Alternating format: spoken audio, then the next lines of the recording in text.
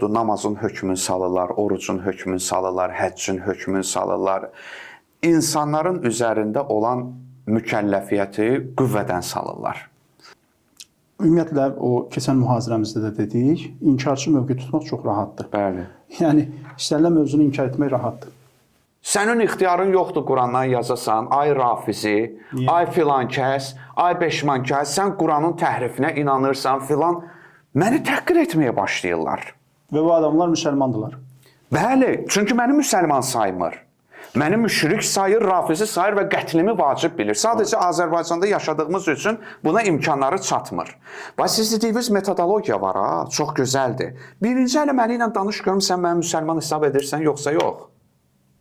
Sən burada ateistə xahiş edirsən ki, inanmırsan, hörmət elə, bəs özün niyə eləmirsən? O hörməti niyə özün eləmirsən? Allahın salamı, rəhməti və bərəkəti üzərinizə olsun, dəyərli Quran sevərlər. Bugünkü mühazirəmizdə yeni bir məsələyə toxunacağıq, yeni bir mətləbi müzakirə edəcəyik. Amma öncədən bir daha diqqətinizə bir məsələni çatdırım ki, bütün bu mühazirələr vahid bir nəticəyə çatmaq üçün ayrı-ayrı mövzulardır. Bəzən hansısa kontekstdən çıxarılmış bir fikrə qulaq asıb cavab verməyə tələsməyin. Çünki bəzən biz şərhlərdə bunu görürük. Bunları izləyin, tam şəkildə tablo sizin üçün çizilsin. Ondan sonra nəsə bir iradınız, tənqidiniz və ya təqdiriniz və ya təqririniz olarsa bölüşə bilərsiniz. Bugünkü mövzumuz Qurandan hökm çıxarmağın əsaslarıdır. Yəni biz Qurandan necə hökm çıxara bilərik? Hansı şərtlərə biz riayət etməliyik? Dəyərli dostum, qardaşım, İlahiyyatçı Təbriz Qasımovla bunu burada müzakirə etməyə çalışacağıq. Buyurun Təbriz müəllim, öncə müqəddiməni başlayın, inşallah ardınca müzakirə edərik. Çox sağ ol, dəvət üçün. Buyurun. Əziz Fərid müəllim və bizi izləyənlər salamlayıram. Bu məsələ çox önəmli məsələdir. Nə görə? Çünki Azərbaycanda indi son dövrlər bu debat məsələsi geniş yayılıb. Mən məsələn çox istərdim ki, bəzi inkarçı mövqe tutan, sırf inkarçı mövqe tutan insanlardan, o debat edən insanlar ilk növbədə bunu soruşardılar. Metodun nədir? Metodologiya nədən ibarətdir? Yəni sən çıxırsan, ümumiyyətlə, o keçən mühazirəmizdə də dedik, inkarçı mövqe tutmaq çox rahatdır. Bəli. Yəni, istənilən mövzunu inkar etmək rahatdır. Skeptisistik yanaşmaq çox rahatdır. Ona görə qarşı tərəfdən nəyi soruşmaq lazımdır birinci? Metodun nədir, metodologiyan nədir? Əgər sən özünü reformist olduğunu iddia edirsənsə və ətrafdakılara, digərlərə səhv damğası vurursan ki, siz səhvsiz, mən düzəm, siz uydurmasız, mən orijinalım. Çox gözəl, amma böyük iddiadır. Bəli. Və böyük iddiada böyük argumentasiya, ciddi argumentasiya tələb edir. Yəni, baxın, məsələn, riyaziyyat, məsələn, o cür dəqiq elmlərdə emosional yanaşma yoxdur. Emosional təsir yoxdur. Yəni, məsələn, tutalım, bir düsturdur, o düsturdan biri hesablayır, bir nəticə alır, biri hesablayır, tutalım, başqa bir nəticə alır. Orada uzağı nə deyir, biri o birinə deyir, qardaş, ola bilsin, sən o həldə nəsə səhvə yol vermişsin. Bəli. Və oturub demir ki, sən bunu edərkən Allahdan qorxursan, ya məsələn, qiyamət, axirət, belə emosional təsir yoxdur da, düzdür. Deyir, qardaş, gəl bir baxaq prosesə görə harada səhvə yol vermişik. Bəli.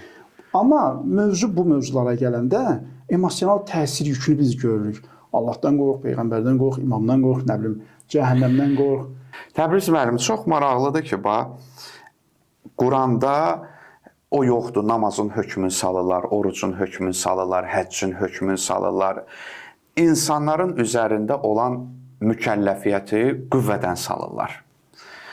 Və nəticədə də ortada yoxdur. Sanki bunların vəzifəsi insanların mükəlləfiyyətini ortadan salmaqdır. Və bu insanlara dindar adamlardan daha çox dinin gözə salınmasını istəyən adamlar qulaq asır. Yəni, ay sağ ol. Bu Kefli İskəndər dırnaq arası, Kefli İskəndər obrazı bir trend. Alladırlar, sizi boş danışırlar. Yəni, insanların üzərindən namazı götürsünlər, orucu götürsünlər, ibadətləri götürsünlər, içki içməyi caiz bilsinlər, sələmçiliyi caiz bilsinlər, əsas ürəyin təmiz olsun, yaşa. Yəni, dini büksünlər, taxtçaya qoysunlar. İndi Quranda namaz yoxdur, o yoxdur, bu yoxdur. Məsələn, biz Ələq surəsində bir ayə oxuyuruq, bir neçə ayə. Deyilir ki, Ərəəytəl-ləzi yənhə abdən izə sallə. Sən o kəsi gördünmü ki, bəndə namaz qılarkən ona mane oldu, onun qarşısını kəsdi? Bir neçə ayəni deyəndən sonra qayıdır, deyir ki, 14-cü ayədə Ələm ya'ləm bi ənəlləhə yara. Məyər o bilmədimi ki, Allah görür. Yəni sən o yoxdur, namaz yoxdur, dəstəmaz sadəcə gigiyeni əl-ayağı yuyunan, qüsul yoxdur, o yoxdur ki, bəndələrin üzərindən məsuliyyətləri götürürsünüz və nəticədə onları sadəcə çölləyə buraxırsınız. Bu ayə sizə də şamildir. Bilmədi ki, ayə Allah görür. Məyər siz bunun cavabını verə biləcəksinizmi? Siz o yoxdur, bu yoxdur deyirsiniz, ortaya böyük iddialara rəğmən argumentasiyamız yoxdur. Problem oldu. Ancaq bu insanların ki, argumentasiyası var. İndi sən onu səhv hesab etsən də o ilə işim yoxdur. Adam namaza dair Qurandan dəlil gətirir, oruca dair gətirir, üstəlik hədislərdən gətirir, oradan gətirir. Sən bunların hamısını qüvvədən salırsan, özünün argumenti yox. Mənə belə gəlir, mən belə düşünürəm, yox, bu belə olsa yaxşıdır, sənin boş argumentasiyaların olsun məqbul, bu qədər cəmaatın Qurandan, hədisdən gətirdikləri namaz geçsin boş şeyə, qüsul, dəstəmaz, həc, orucluq, qurbanlıq və s. şeylər. Ələm ya'ləm bi ənəlləhə yara. Məyər o bilmədi ki, Allah onu görür. Buyurun, Təbriz müəllim. Mən ona görə bayaq o məsələni xüsusi vurğuladım, metod məsələsi. Mən çox istərdim ki, bu aktiv şəkildə müzakirə çıxarılsın. Debat edən qardaşlardan xahiş edirəm.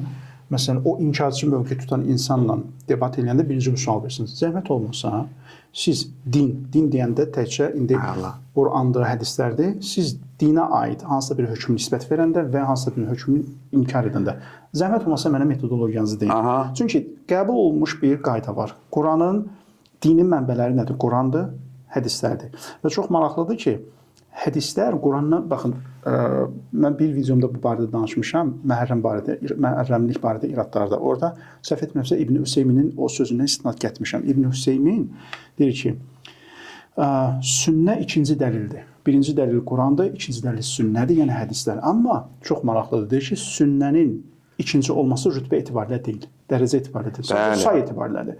Amma dərəcə etibarilə bərabərdir. Əlbəttə, söhbət burada səhih hədislərdən gedir, uydurma hədislərdən getmir. Ona görə mən nəyi müşahidə eləmişəm? Əziz tamaşaçılar, Hüseymindən sitat gətirdi. Yəqin ki, izləyicilərin bəzisinə bu şəxsin kim olması... İbn Hüseymin məşhur müasir sələf alimlərindən. Ay, sağ olun. Yəni, Əməvi doktrinasını müdafiə edən alimlərdəndir. Yəni, Təbriz müəllim Əhl-i-Beyt məktəbinin davamçısıdır. Obyektivliyi görürsünüz, Hüseymindən də gətirir ki, ondan sitat gətirir. Amma, əzizlər, siz sadəcə, bəzən mən o Əməvi ardıcıllarına buradan söz demək istəyirəm ki, Quran sizinlə mənim müştərək dəyərimdir. Mən burada bu məsələləri bizi birləşdirən dəyərlər barəsində danışıram. Şərhlərdə yazılır ki, sənin ixtiyarın yoxdur Qurandan yazasan, ay Rafizi, ay filan kəs, ay Beşman kəs, sən Quranın təhrifinə inanırsan filan. Məni təhqir etməyə başlayırlar. Və bu adamlar müsəlmandırlar. Bəli, çünki məni müsəlman saymır. Məni müşrik sayır, Rafizi sayır və qətlimi vacib bilir. Sadəcə Azərbaycanda yaşadığımız üçün buna imkanları çatmır. Bax, siz dediyiniz metodologiya var, çox gözəldir. Birinci ələ məni ilə danış görüm, sən məni müsəlman hesab edirsən, yoxsa yox.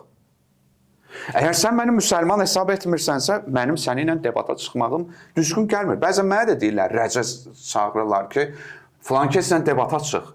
Birinci gəlin bunu təyin edir. Həmin adam məni müsəlman bilir, yoxsa bilmir.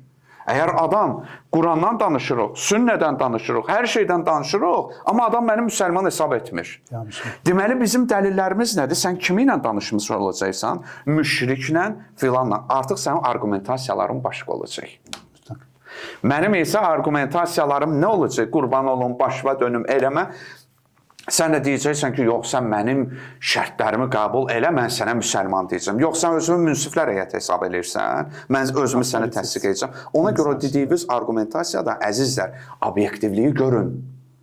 Eyni fikirdə olmasa belə, İslam alimi hesab edir, həmin o Əməvi doktrinasını dəstəkləyən adamı, onun fikrinə istinad edir, özü də onu vurmaq üçün yox, ha. Görürsünüz, Əhl-i-Beyt məktəbi budur. Siz bir dənə Əməvi ardıcıllarında görməzsiniz ki, Əhl-i-Beyt məktəbinin alimlərinin hansısa bir sözünü desin ki, bu alim burada düz deyib. Yox, o ondan dəlil gətirəcək ki, kimisə vursun. Bu isə qərəzdir, bu isə heç bir kökü və nəticəsi olmayan bir şeydir. Buyurun, Təbriz. Məsələ keçməmişdən qabaq bir qısa haşiyə çıxın, çox icazənizlə.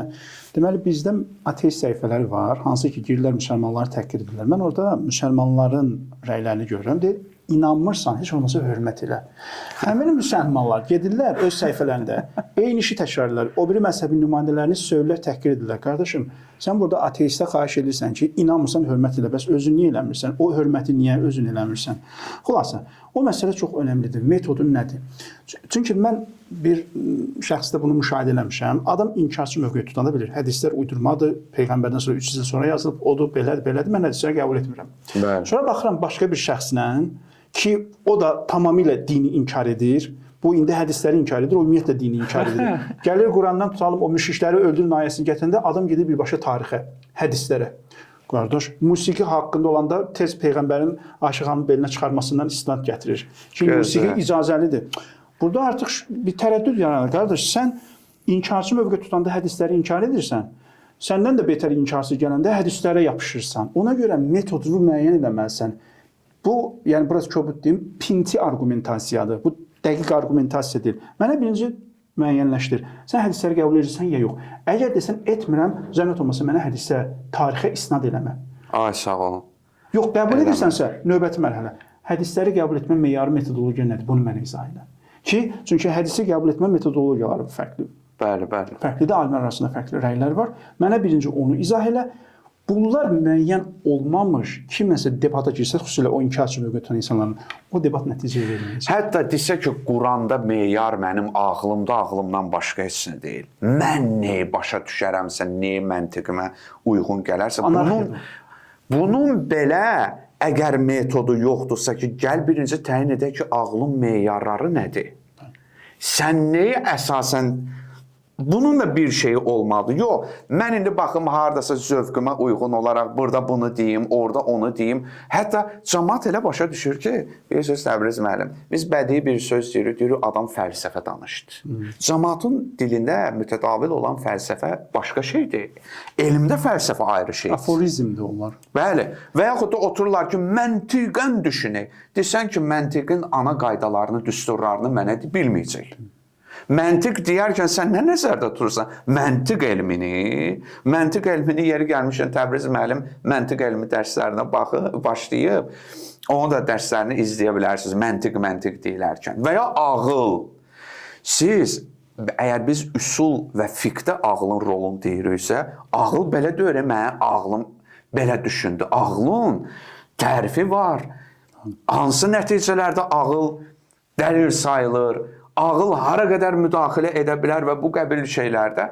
Ona görə də, əzizlərim, hər belə söz ağıl, fəlsəfə, məntiq sözlərini də oyuncağa çevirmək düzgün deyil. Buyurun. Hökmlərə gəldikdə, məsələn, Qurandan hökmləri necə çıxarmalıyıq, hədislərdən hökmləri necə çıxarmalıyıq? Bayaq dediyim məsələ, birinci metod. Məsələn, indi mən qəbul olunmuş metoddan danışıram. Quran, hədislər. Bunlar qəbul olunmuş metodu nəyə görə? Çünki ortada bir peyğəmbər var ki, peyğəmbər gətirib dini və peyğəmbər nədir? O dini şərh edəndir. Aydındır. O hərdən o dəfə göstərilir Mehmet Okuyan Türk 30 cild təfsir yazıb. Bir adam təfsiri inkar edəydi, hədisləri inkar edəydi, 30 cild təfsir yazdı. Və mən niyə sənin 30 cildi və mən etimad etməliyəm? Bəli, ironik olsa da amma düzdür. Bəli. Peyğəmbərin, bunu deyim, bu sözü də Allah nə ki olmadı ki, Allah neyi deyə bilmədi ki, deyir. Bəli. Hədislərə ehtiyac oldu. Əziz 30 cild yazan zəhmətkeş. Allah neyi deyə bilməyib ki, sənin 30 cild yazmağına ehtiyac duyulub? Səmimiyyətdir bu. səmimiyyət deyil. Allah niyə deyə bilmədi ki, sən öz ağlınla 30 cild təfsir yazdın? Hələ sən ay filan keski deyirsən ki, mən hər gün mütəmadi olaraq huri yoxdur, o yoxdur, nə bilim xüsusi hudud deyəndə xüsusi təyinatlılardandır, nəzərdə tutulur filandır. Belə rəylər deyirsən ha. Sən niyə cəhd edirsən? Allah niyə deyə bilməyib ki, sən cəmaata çatdırmağa çalışırsan? Sən mənə deyirsən ki, Allah niyə deyə bilmədi ki, sən deyirsən? Amma bəs sən niyə hər gün niyəsə Quranda yoxdur, yoxdur deməyə çalışırsan? Hardadır belə bir vəzifə səndə? Əgər özünə vəzifə tanıyırsansa, bilirsənsə, icazə verirsənsə, mənə də verməlisən onu. Həzrət Əlinin ona görə İbn Abbasla dediyi söz çox önəmlidir. Xəvariclə söhbətə götürəndə İbn Abbası dedi ki, İbn Abbas onlara Qurandan çox istinad gətirməz. Çünki Quranın ayələrini yozmaq mümkündür. Onlara sünnədən misal gətir. Çünki sünnə, bilirsiniz necədir? Quranın ayələri fərqli yozumlara mümkündür, açıqdır. Bu o demək deyil ki, çünki bəziləri belədir. Allah bilərəkdən özü o cür danışıb. Xeyr, o cür deyil. Allah niyə bilərəkdən cəmaatı azdırsın? Allah bilərəkdən o cür danışmır. Sadəcə olaraq bu mövzuların təbiəti bu cürdür. Yəni metafizik mövzularda, qeybi mövzularda sən konkret bir yönümlü söhbət edə bilməzsən. Bunun mövzunun məzmunu bundan ibarətdir ki, bu zaten o cürdür. Ona görə burada hədisin rolu çox önəmlidir. Bizim qəbul etdiyimiz metod budur ki, hədisin rolu çox önəmlidir. Təbii ki, burada hədis qəbul etmə metodologiyası var, onlar araşdırılmalıdır. Məsələn, tutalım, indi biz müctəhidlərə baxırıq, görürük ki, müctəhidlər eyni məsələdə fərqli fətvalar veriblər. Hətta bir vaxtlar dinin zərurətindən belə hesab olunur. Məsələn, əhli kitabın nəcis olması. Ağa Həmədani deyirdi ki, 200 il bundan qabaq əhli kitabın nəcis olması dinin artıq zərurətindən, yəni o qədər aydın məsələdir. Amma 50 il bundan qabaq Seyyid Xoy gəldi, o dəlillərin hamısını put çıxardı, indi əhli kitab pak hesab olunur. Eyni məzhəbə tabe deyilik, hədislər eynidir, amma yanaşma fərqlidir. Bu başqa bir şeydir artıq. Burada artıq metodologiyanın fərqli olması, hədisə baxışların fərqli olması, səhih hədisi, zəif hədisdən, uydurma hədisdən ayırt etmə metodologiyası, bunların özü də ayrı bir mövzudur. Sən bunların heç birini araşdırmadan, heç birinə başvurmadan gəlib deyirsən ki, yox, bu var, bu yoxdur. O, keçən mühazirə dedi ya, Allahın ayələrini ucuz qiymətə satarlar. Özlərindən deyirlər ki, bu halaldır, bu haramdır. Bəli, bəli. Həqiqətən də ki, indi hələ biz yenə də müqəddimə olaraq bunları danışdıq. Bu hələ əlifbadır. Bəli. Qurandan hökm çıxartmağın əsasları bu tamamilə ayrı bir məsələdir. Məsələn, hədisdən də var, Qurandan da var. Quranda niyə əsasən sən hökm çıxartacaqsan? Quranda hər əmr formasında gələn fe'l şəri cəhətdən vacibə şamildir. Yoxsa niyə şamildir? Niyə əsasən sən bunu deyəcəksən?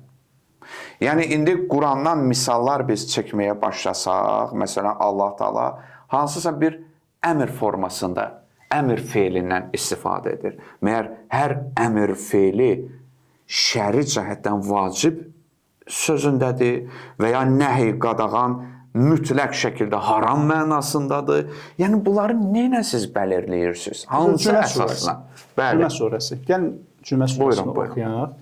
Məsələn, deyir ki, elə ki, cümə namazını qıldınız, qutardınız, fəntaşiru fil ard. Dağılın. Düzdür, əmrdir. Dağılmaq vacibdir. Bəlkə bir namazdan sonra məsciddə oturmaq istəyir. Fəntaşiru, intaşiru əmr forması düzdür. Bəli, bəli. Deyir, əgər namazı qıldınız, qutardınız, fəntaşiru fil ard. Dağılın. Bu əmr deyil. Bu sadəcə o işin caiz olduğunu göstərir. Yəni, dağıla bilərsiniz. Bəli.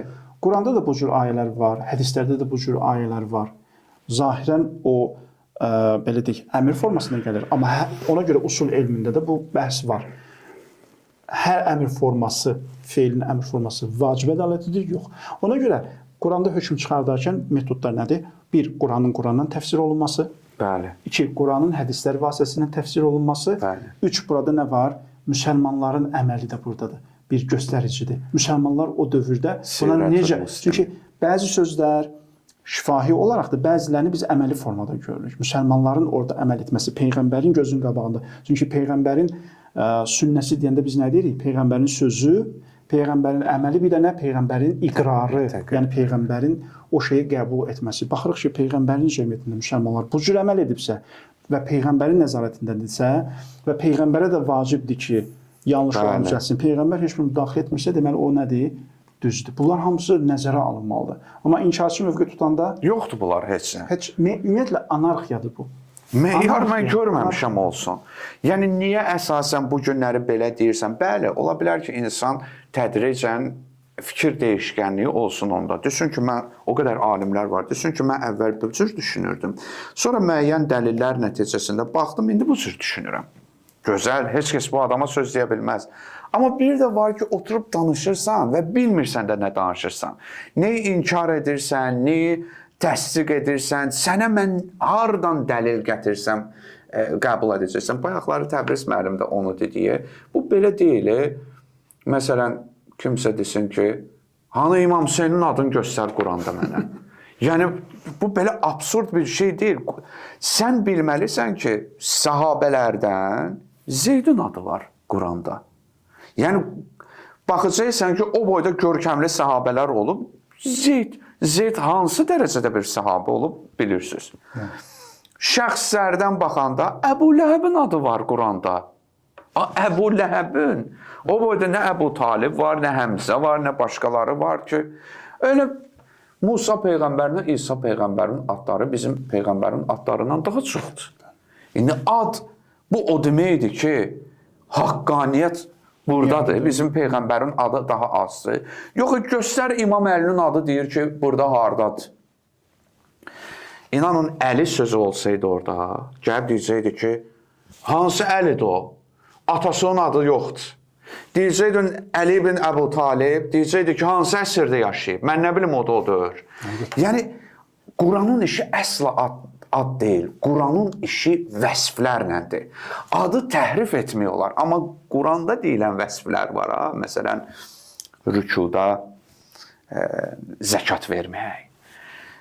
Peyğəmbərin yerin öz nəfsini satmaq üçün, yəni yatanlar Leylətül Məbit məşhur İmam Əliyə aid olan məsələ və s. və bu qəbil şeylərdə mənə adı lazım deyil. Tarix deyir ki, o vəsflər kimdədir. Və mənim üçün aydın olur burada. Quranın işi adlarla deyil, vəsflərlədir, əzizlər. Bu günləri... Buyurun. Son olaraq bir məsələndə qeyd edeyim. Deməli, bəzən hətta insanlar inkarçı mövqeyi o qədər irəli aparırlar. Ünvanlara belə ilişirlər. Müfti sözü deyil. Quranda müfti yoxdur. Dində müfti sözü yoxdur. Dində ayətullah sözü yoxdur. Qardaşım, hər sözü Quranda axtarmağa ehtiyac var. Ünvandır bu. Bu şərti bir şeydir. Məsələn, mənim ən qıcıq olduğum məsələlərdən biri nədir? Gəlir belə. İslamın incəsənətə mövqeyi necədir? Qardaş, İslamın incəsənətə mövqeyi niyə ümumiyyətlə müzakirə mövzusu olmalıdır? Tutalım, ğina deyilən bir anlayış var, haram musiqi. Bu da incəsənətin bir növüdür. Ona görə biz soruşuruq. Ona qalsa gərək İslamın yemək yeməyə münasibəti olsun, İslamın su içməyə münasibəti, içki içməyə münasibəti olsun. İslamın hətta oturmağa münasibəti olsun. Çünki elə məclislər var ki, orada oturmaq haramdır. Ona görə hər şey, çünki adam qıraqdan baxanda nədir? Bilir, bu nətər dində incəsənətə münasibəti sorğuluyur. Belə şey olmaz. Hər şeydə bu həddi cılızdaşdırıb sorğu-sual eləmək olmaz. İslamın sən konkret ğinaya münasibət nədir? İslamın donuz əti yeməyə münasibət nədir? Yoxsa İslamın incəsənətə münasibət nədir? İslamın yemək yeməyə münasibət nədir? Çox cılız gördür. Bu əslində dinin hörmətini aparmaqdır. Təşəkkür edirəm. Çox, yəni bəzən bizə də yazırlar ki, çox qısa oldu, biraz danışın, biraz da, yəni biz doymadıq. Əzizlər, indi biz əlimizdən gələn budur, indi müasir, yəni fəhmi də nəzərə alırıq. İnşallah yenə də bu mövzulara toxunacağıq, yəni bizi izləməkdə qalın. Təklif, iradlarınıza açığıq. Var olun, özünüzdən müğayət olun.